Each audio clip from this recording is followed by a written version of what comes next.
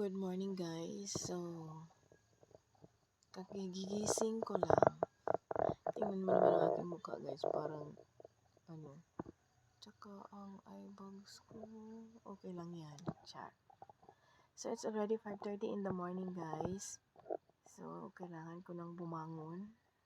Kasi magluluto na naman ako ng breakfast para sa aking mga anakis. Kasi papasok sila ngayon sa school. Kasi it's Monday. So, it's a first day of school in a week. So, kailangan ko talagang bumangon. Bangon na.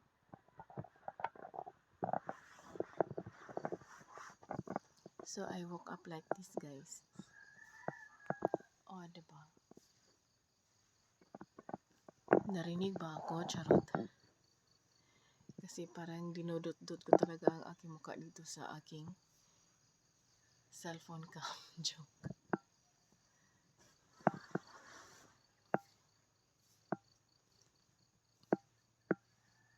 So, ganunin ko lang ang aking buhok para hindi masyadong kalkag. Hindi ko alam kung anong tawag ng kalkag sa Tagalog. Para hindi messy ang aking hair. Char. Ganun lang siya. Charot lang. Okay. So, hindi pa ako nakapag-bra. Charot. Good morning again, guys. So, magtutupi muna ako dito sa aking higaan. Tutupuin ko muna ang aking kumot. At saka i-arrange ko muna ang aking unan. Ito ang aking unan. Nalalaglag na ang aking hotdog na ulam. Hotdog na unan. So, ayan. Ayan.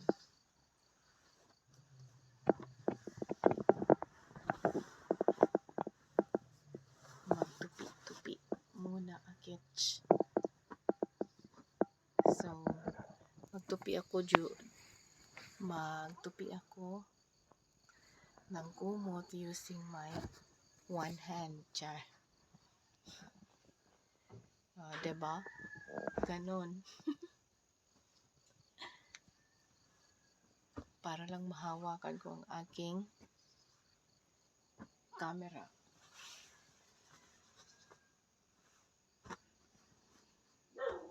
Ay.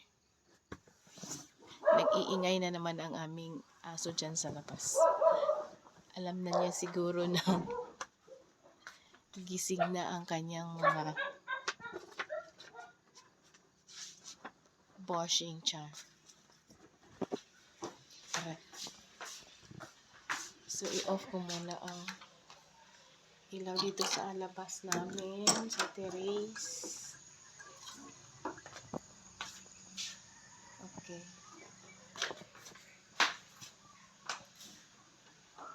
Maaliwalas na talaga sa labas. I-lock ko muna.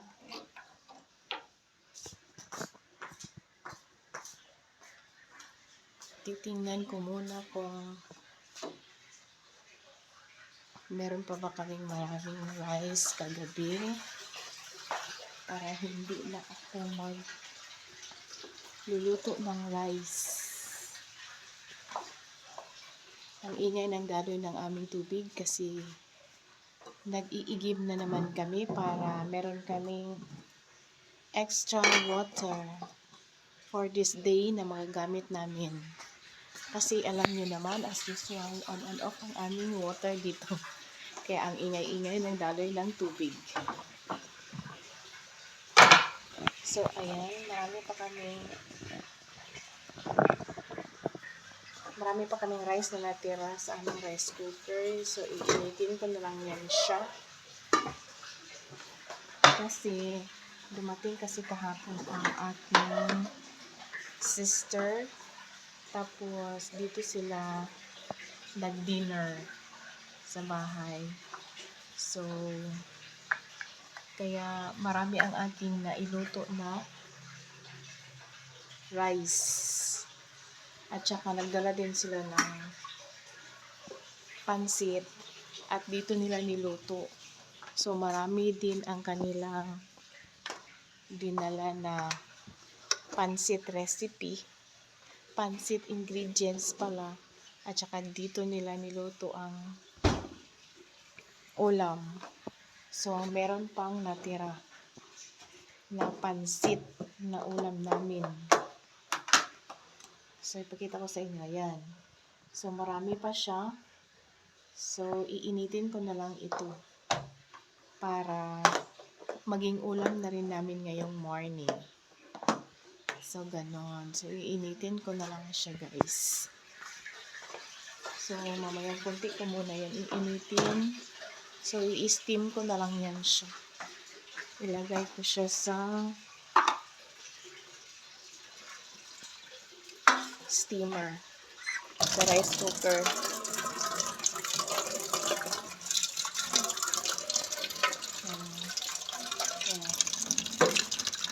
So, marami na naman kaming empty bottles dito. Paglalagyan ko na naman yan ng tubig. Para makapag-impok ako. Kasi yung tunog na yan na tubig is sa kabila yan ng aming bahay. Char.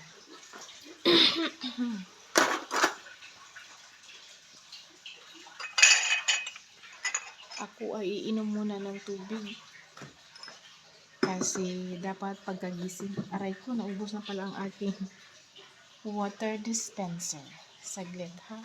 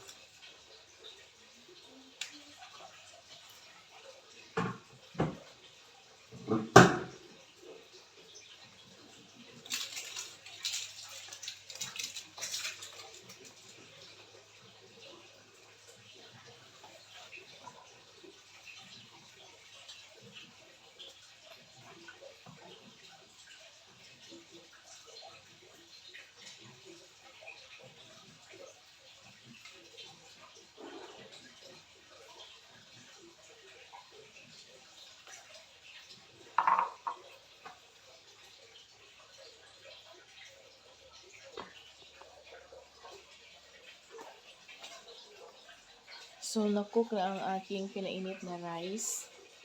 na warm na siya. So, dito na lang ako sa gasol mag-iinit ng aking pansit.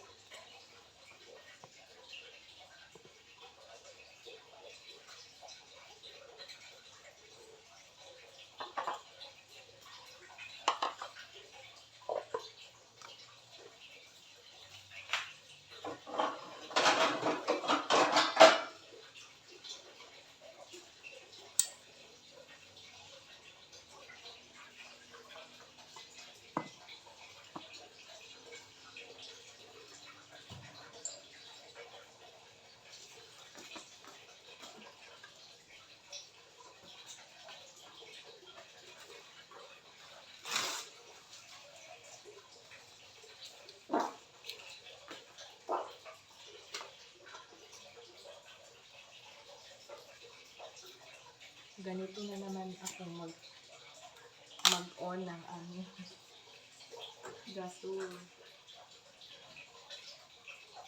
Yan.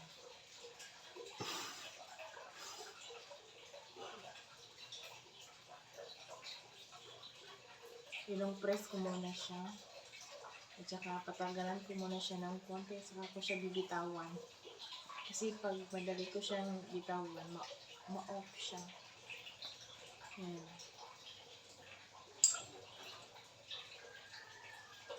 Hayaan ko muna yan na uminit. Handa, hindi ko kasi na-i-lock ang gate namin. So, pumasok ang aming aso. Shh, labas aso. Mamaya ako na kayo bibigyan ng food. Char. Hey, out. Hey. Shh. Out, out, out, out, out, out, out, out, out, out, out. Out. Hey, labas.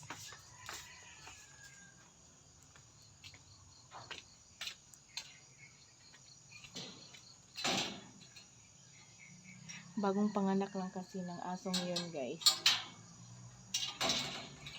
Ipakita ko sa inyo ang kanyang mga tutak. Ito, ayan.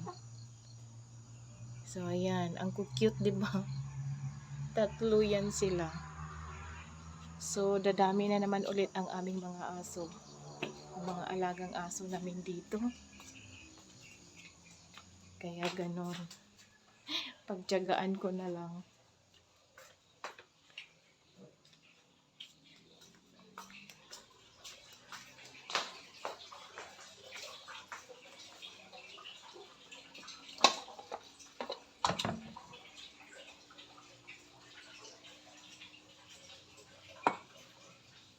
So, habang ako ay nagpe-prepare sa pag-iinit ng pansit, maghuhugas muna ako, guys. At saka mag-iigib na rin ako ng tubig.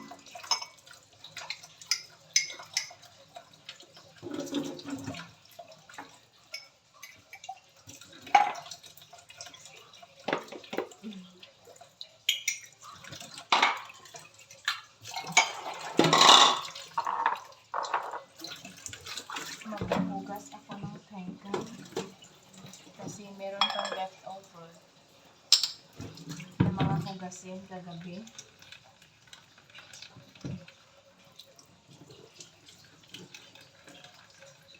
See dito, guys, nakatiwang-wang yung mga empty bottles. Walang laman.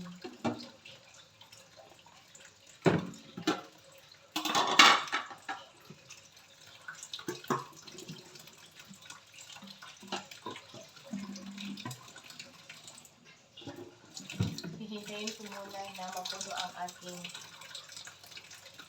langgana ng tubig. So, balik muna ako dito sa ating karahay.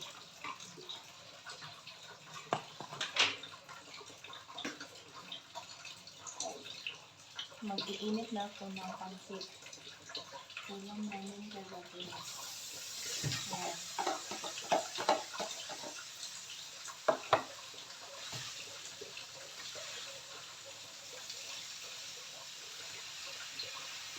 Nilagay ko kasi ito sa ref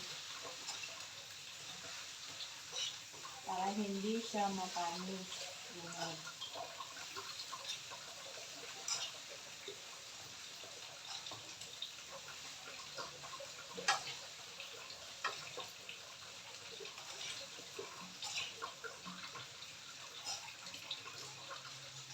Dumidikit siya. Lagyan ko siya ng kaunting water. Kaunting mantika.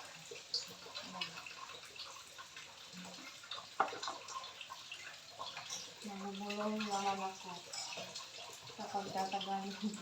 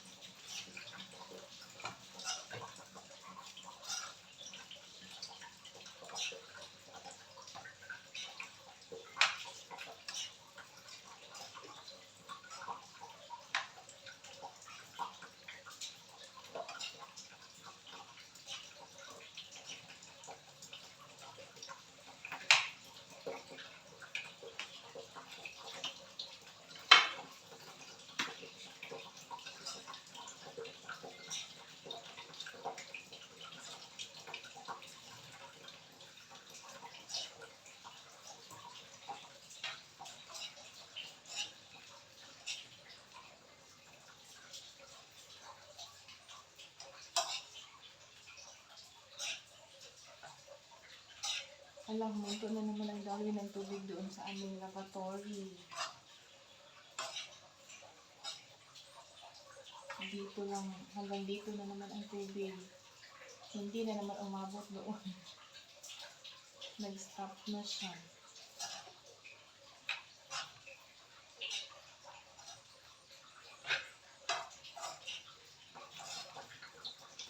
Ay, bumalik. Pero konti lang.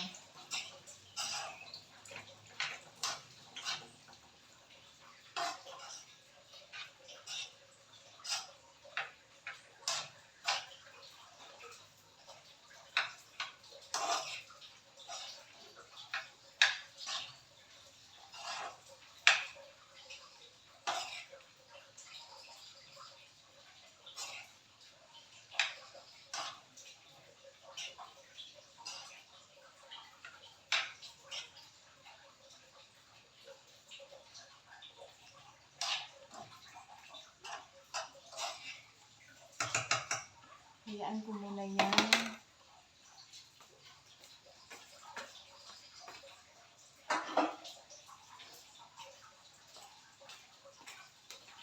Takpan ko muna ang aking pinainit na pansit.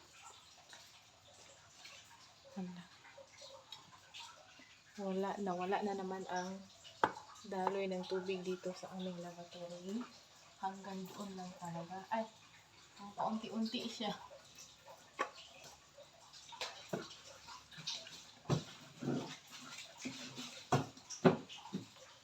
Ay, asan ba yung aking bareta? Hindi ko na saglit ha, nawala.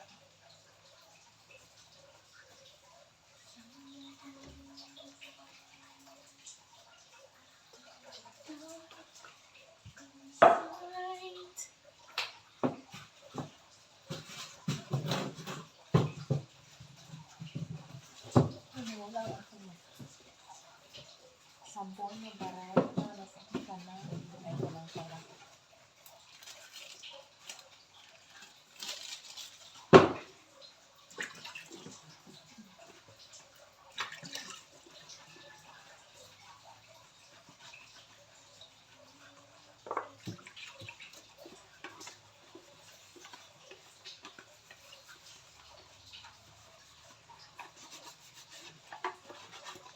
Maghuhugas muna ako, guys. kahit kunti lang ang ating na-impok na tubig, kasya pa naman yun dito sa ating tugasin.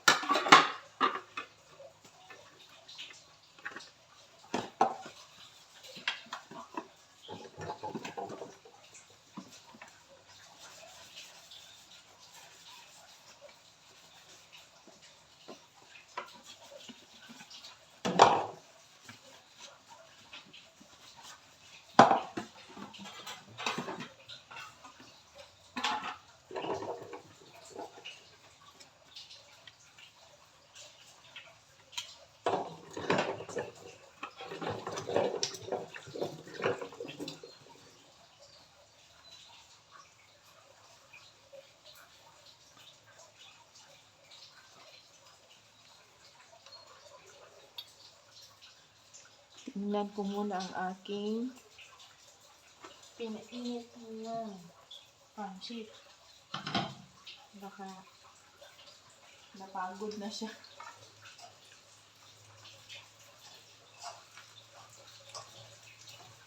Baka naging tutong na itong aking pancit.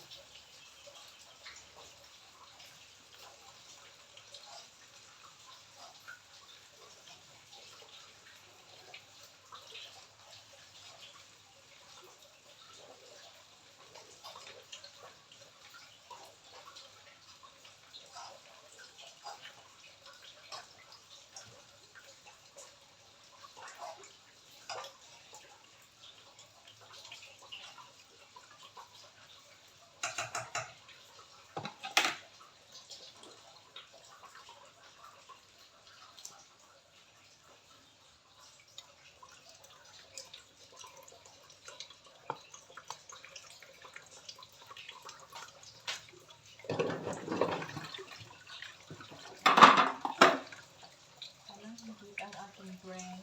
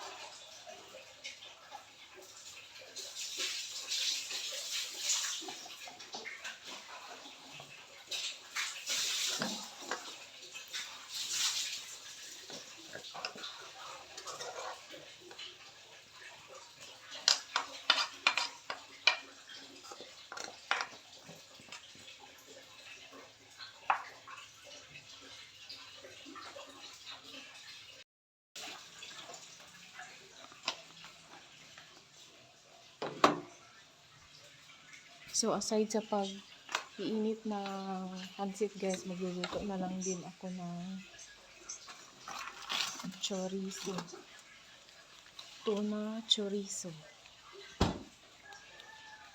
Para sa baon ng aking anak. Kasi magbabaon kasi siya. Kaya magpiprito na lang ako ng tuna chorizo. So, itry ko pala ang aking grilled plate, guys. Kasi, kararating lang yan galing sa aking order. So, i-testing ko siya kung okay ba siya gamitin. So, ayan.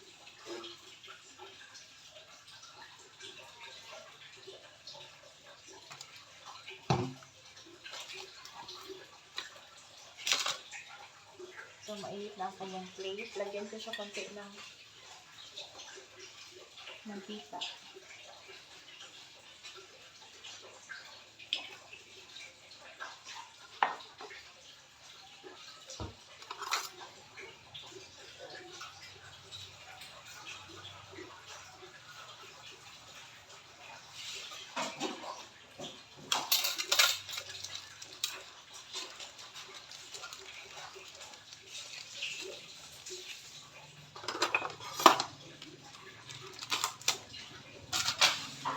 Tuna chorizo. Yan, tuna chorizo. 6 na piraso lang siya, guys. 6 na piraso, 50 pesos. O, diba, sulit?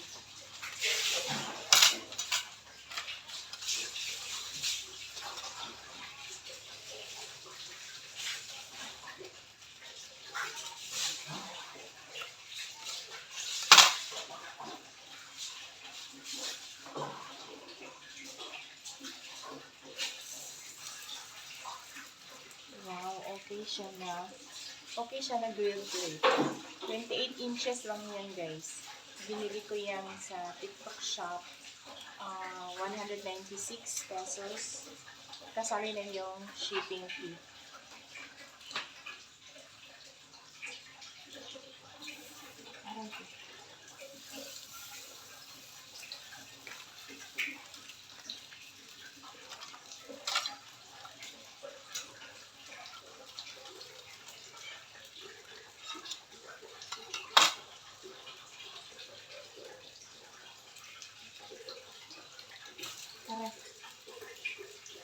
Dumulas ang ating mga. Buti na lang hindi siya nasagad doon sa grilled plate kasi nainit yung grilled plate.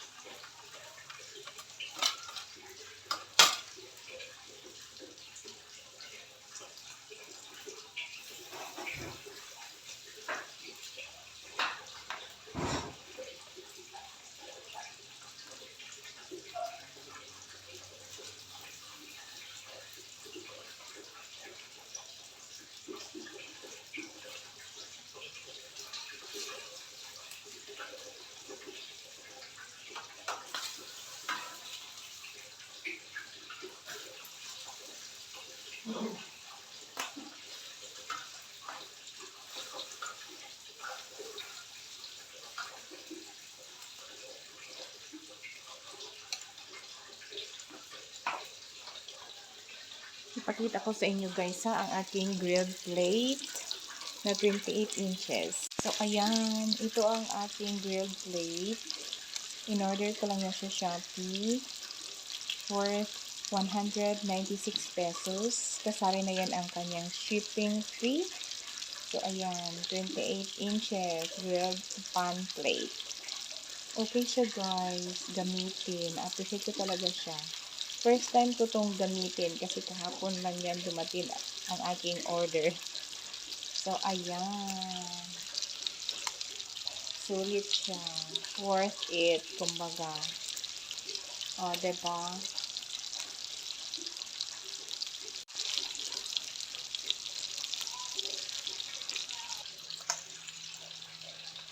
May mesi-mesi pa talaga dito na naiwan na pansit sa aming gasol.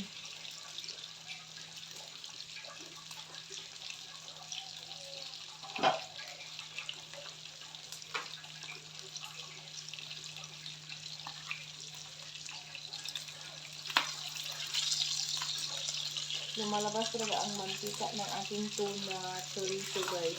Dumami ang ating mantika ng aking nilutong tuna chorizo. Hindi pantay ang kanyang pagka-golden brown.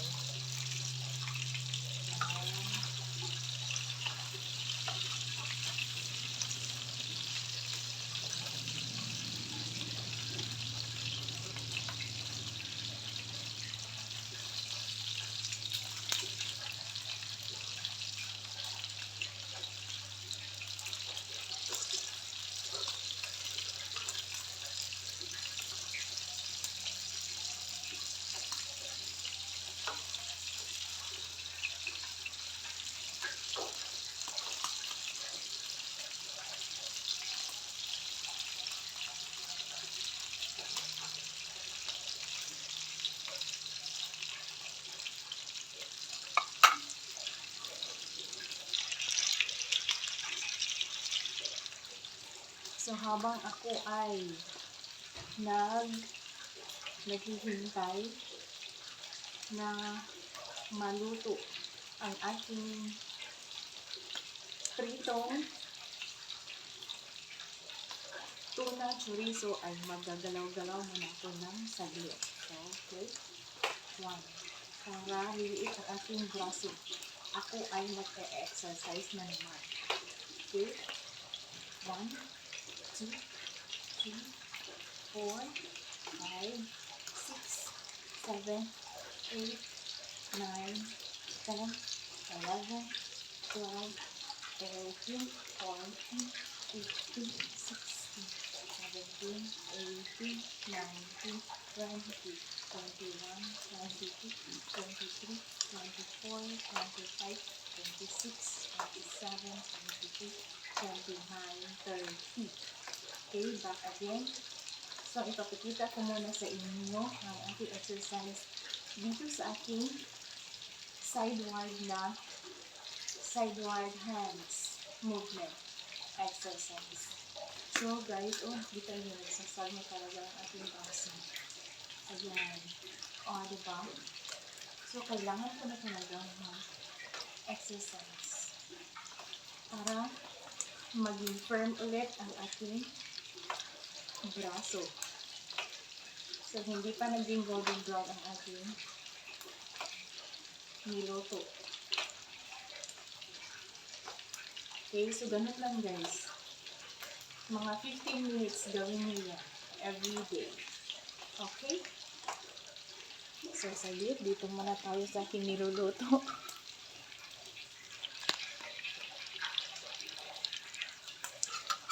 Baliktarin ko muna siya.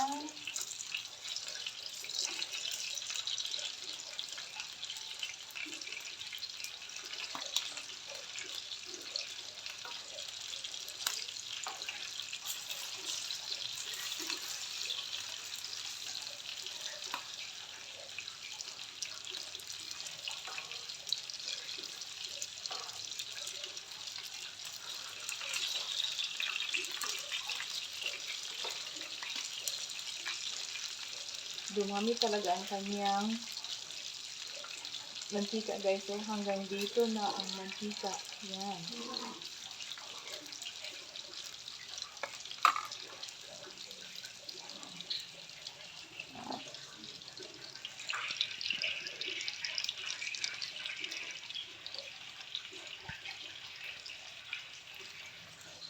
Okay. So, balik na naman tayo. Exercise. Sideward movement arms. 1, 2, 3, 4, 5, 6. Feel your back para ma-feel nyo na may tama ang inyong ginagawa sa movement na to, na exercise. Feel your back, breathe out, and stomach in. Ganon. Okay? So, good for 15 minutes. Gagawin nyo to everyday. 1, 2, 3, 4, 5, 6, 7, 8, 9, 10, 11, 12, 13, 14, 15, 16, 17, 18, 19, 20, 21, 22, 23, 24, 25, 26, 27, 28, 29, 30. Back again. 1, 2, 3, 4, 5, 6, 7. Parang nasunog na ang aking niluto. Saglit muna ha.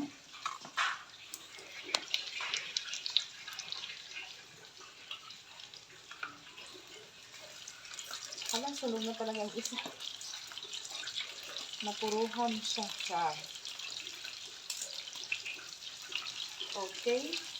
Siluto na yan. I-off ko na ang aking radyo.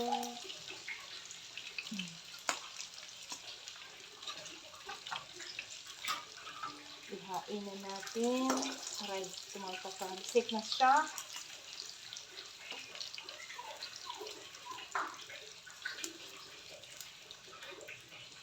Naaamoy ko na ang bango ng tuna chorizo.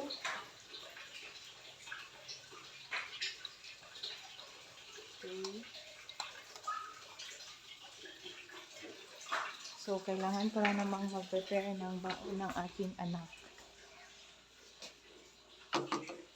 So, ito lang ang aming simpleng ulam, guys. So, i-continue ko pa rin ang aking exercise this morning after my chores done for breakfast preparation. So, that's all for today's video, guys. Thank you for watching. Bye!